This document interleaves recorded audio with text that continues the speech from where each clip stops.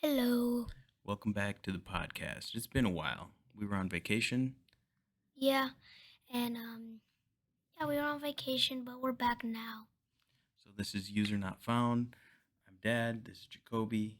We talk about just about anything and everything that has to do with current events, uh, science, conspiracies, anything that's interesting us at the time. So, what are you interested in right now? Hmm. Well, we were talking about couple days ago about Earth being hollow. Yeah, yeah, that's an interesting one. In the Seems like in the mid 1800s, there was a lot of science, a lot of scientists that were studying the hollow Earth theory, and some very serious people really studied through, and they were also going off of older maps that had this place called Agartha, um, set in the center of the Earth. And yeah, I think it's a really interesting theory, especially since there isn't a whole lot of studies um, that go that deep. We've only gone down 7 miles into the Earth's mantle That's when we're nowhere drilling. That's until nowhere, nowhere in how deep the Earth is. right? We've Right. barely even gone into the sea. So Exactly. yeah. Yeah, we've haven't studied we've studied, more of space than we have of the oceans. And then I think it was 2015, 2016 they discovered that there's more water under the Earth's mantle than there is on the surface of the Earth. So in the Mhm. Earth's ocean that we consider the oceans, there's actually underground oceans that have 3 or 4 times as much water as we know as our oceans here on Earth. So there's a whole lot that we don't know inside of the Earth, and we're already trying to get off of it by going to Mars and going off. And there's a lot to be studied here still. Yeah, since there's water under the earth now, that's also saying that there could be life under the earth because most life on earth here needs water to survive. That's a good point. There's all types of life that can survive without light, but does need water. At the bottom of the oceans, they have all types of, Like coral fungi and yeah, seaweed. single-celled organisms, tons of growth that doesn't need much light or any light at all, and can still survive, but does need water. So yeah, Yeah, and even maybe not even cell organisms, like entire um human beings or humans, old humans that used to be there. yeah. Who knows? Maybe civilization developed, hundreds of thousands of years ago, and they decided, hey, life on the outside of the planet, on the surface of the Earth, is pretty dangerous. You got floods and showers and all this. Why don't we figure out a way to go inside? The same way we're figuring out how to go out right now, and how, thinking about terraforming Mars or going off into the galaxy and to discover, they thought, hey, we've got all this technology, let's burrow in and find a way to live inside the Earth. It's going to be a lot safer inside. Yeah, and again, I feel like a lot of studies that show all this stuff, not even studies, but theories are from long ago, like 1700s, 1800s. They're all from very long ago, like with more like kind of like how you're saying Antarctica is a big ice wall. Hmm. That there's maps that are from a long time ago, and a lot of stuff now, like not now, but a lot of stuff um what we are saying right now are things from like the 1800s, 1900s that like people had thought from that era. Yeah, yeah, that's true. A lot of that science got brushed away. A lot of things that were theories back then. Um, we've got a thing where we tend to listen to the scientists of the times and take their word as gospel. Um, it almost becomes a religion in itself, to where if you say anything against what the current scientific narrative is, then you're deemed as a kook, or you're just crazy, and tend to brush those people aside. So a lot of what's considered mainstream science gets to be very funneled. They get tunnel vision, and they all, the people that get the funding, that get the money, are coming from people that are interested in having a narrative. And so science gets funneled into a very narrow place where there's not a whole lot of innovation that doesn't support this main narrative of science. Yeah, I mean, like, they kind of they're almost like the government. They're like, oh my god, you're right, but we don't need people to know this because they'll go crazy and the world won't be good anymore. So we're just gonna erase this from history and pretend like it didn't happen. Right, right. It's just going to be better if they don't know, and I think that's what's going on with a lot of this disclosure stuff. The Aliens, UFO, the UFO. UAP, Mhm. aliens, whatever you want to call it, and just to tie it back into, maybe they're from Earth, maybe they're terrestrial, maybe they're not extraterrestrial, they're not ETs, they're an old civilization that developed inside of the earth and now has come out to visit. Or it could be extra dimensional. It doesn't necessarily have to be from a different galaxy or a different planet. It could be a simpler explanation, because it seems like traveling through all of those, thousands and thousands of light years, millions of light years, would be a tougher problem to solve than coming out from inside of the earth, or uh, shifting dimensions, shifting some kind of vibration perception, where you're able to shift into a reality that we have here. This band of reality, this band of frequency, this band of light, sound that we're currently in, is just a very, very small band of all of the frequencies that are actually visible and usable. And So yeah, there could definitely be something that isn't necessarily alien out there that's coming to visit. Now, they still have admitted, the government said, we've got this technology. We've got the pilots of this technology, the creators of this technology that we did not create. So regardless of where it came from, this of course comes from the government, who may have a narrative. You don't necessarily take everything that they say as the truth, which we've learned here in the past. But um, it it seems to me that everybody who's been involved in this for the past 20, 30 years had this handed down to them from a previous uh, What? generation of scientists and people, and so it has been kept really hush. And the reasons behind it are is what you were getting at, where we've got this technology that draws energy from somewhere, because it's able to do all of this with no heat.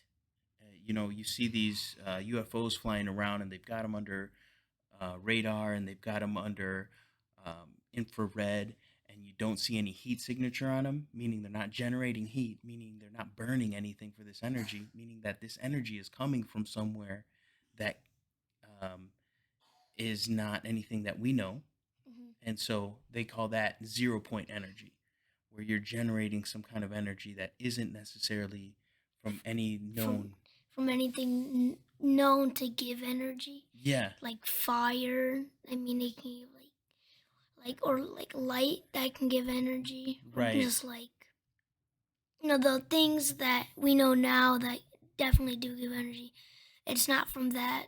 right. It's from something It's from else. something else, which, if you're the richest, most powerful people on earth, they have interests in things like petroleum, fossil fuels, burning energy. They have interests in You look at the most powerful people on earth, and they've got these interests in keeping that a secret, because what happens when you have this new technology of this free energy within 10 years, every, your power bill is going to be pretty much zero. You're driving around in your car, you're not paying any fossil fuels. It becomes much easier to transport food all over the earth. um, Poverty goes away, people are empowered, and all of a sudden there's a dynamic power shift, and now people have, um, are having their birthright of being able to live on the earth, doing what they want, and so it changes a lot of things, and I think that that's where there's probably pushback against this disclosure that's coming out. It isn't necessarily that they're worried about, bless you, Thank you. it's not necessarily that they're worried about, oh, we let this information out and people are going to freak out because now they know about alien civilization and the creation of humans and all of these other implications. It's really more about them staying in power, them having control. um, Just them, not us. And it's kind of for the good and the bad at the same time. mm, It's kind of the good is like, you're not making the United States or even the world go crazy, and it just turns into a really bad place with like the information that they know, like how to get free energy and mhm. stuff. But the bad is like now more people are going into it, and they're just gonna like release the knowledge, because then like so other people will find out about the news, or maybe even like actual government worker will release it. He's like, A whistleblower. yeah, he will, and then same thing, it's gonna go bad. But the good is just like it's not going crazy, and they need to hide it just so the world doesn't go crazy. Yeah, it's not necessarily that they're, yeah, that the world, of course, there's going to be a lot of people that aren't going to be able to handle that information, or there's still a whole lot of people that are in denial about the whole thing, or or they're right in saying that this is all a psyop. Do you know what a psyop is? Like one thing to hide another. Yeah, yeah, that's a good way of putting it. Like, it's a way of diverting attention from something. So, or it's a psychological operation, and the government does do that. Um, Places do that just to garner control over a big group of people. You could say something like, um, a big media campaign surrounding, wanting everybody to do a dance could be a psyop, because doing that dance conjures up a certain evil spirit, and that gives, I'm going really deep here, that Yeah. gives people in the Illuminati more power, so they want everybody doing the new TikTok dance where you do a little bit, you do a little triangle with your Yeah. hands, right? And that could be a psyop. But it also could just be Take dog a dance. TikTok dance could be a psyop, but it also could be getting everybody to believe that there's a threat of an alien invasion, and this threat is going to keep people inside. It's going to keep people listening, and it's going to keep people hunkered down. And now they're going to give their power to the one world government, and that one world government is going to be able to control and have total control. And they're going to do that by faking a UFO attack. They're going to do that by telling everybody that there is an imminent threat of a UFO attack, and then they will garner control over everybody, and there will be a one world government. So that's another theory around this entire thing. It's Yeah. not one that I tend to believe. Yeah. I mean, it could be possible, but it kind of sounds a little. I don't really know how to explain it. I don't want to say crazy, but I also don't want to say not true. So I guess I mean it could be, but Yeah. more people lean to not. But I I mean, mean, so does mm, doesn't it also sound crazy to think that we've had UFOs for the mhm. past 50 to 60 years? We have treaties with aliens from a different civilization, and now we're finally giving this disclosure, and we ourselves have these UFOs, and we're flying around. That also sounds crazy. Like either way you look at it, it's pretty intense stuff, which makes it the most interesting thing that's happening right now in the world. Yeah, I thought more people would be talking about it. Apparently not. I guess some people don't really like talk about it. Yeah. But yeah, like one thing is that I think that what they said when they were saying that they're real is that um one time they found a UFO and they went inside it and it was like bigger on the inside than the outside. Let's say you find a little shed. You go into the shed and it's a full-blown mansion. That's kind of what it was like. Oh yeah, like so that was what the UFO looked like. Not what it looked like, but what it would like feel like. It was way bigger on the inside than it was on the outside. Oh, And then interesting. like one person felt nauseous, then the other was like, "What the heck?" And I think they've yeah. Wow.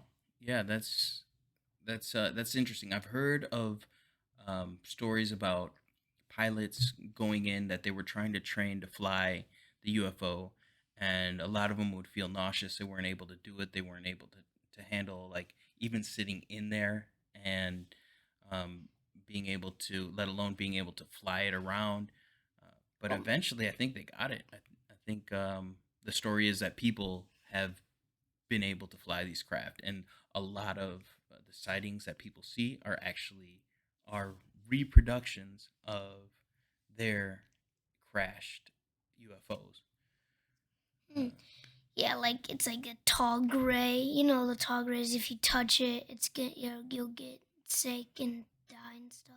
Yeah, yeah, that Yeah, was a story of yeah. one. But like, what if a tall gray's sitting in there and it's like it's DNA and stuff? You touch it, you feel nauseous and stuff, and the going inside it and stuff. Yeah, it could be radioactive. Yeah, radioactive. Yeah, That's a good way to put it. yeah, it could be radioactive. Like they could just be radioactive to us, or they could, or the materials that they use for their energy could be radioactive. But they don't feel anything because they're not Yeah, human. yeah, we could be toxic to them too. It's like when your little brother goes to pet a certain dog, his eyes puff up, and his throat closes, and he just has a really bad allergic reaction because of what's going on, what that dog is putting out, the dander, or whatever. And so, like, they could have an equivalent to that for us, and we can do the same to them. Who knows what comes from, wherever they come from. Mhm. Um, It's almost like getting seasick. You once you go in the ocean, you start feeling well. Some people start feeling nauseous. You want to throw up and stuff.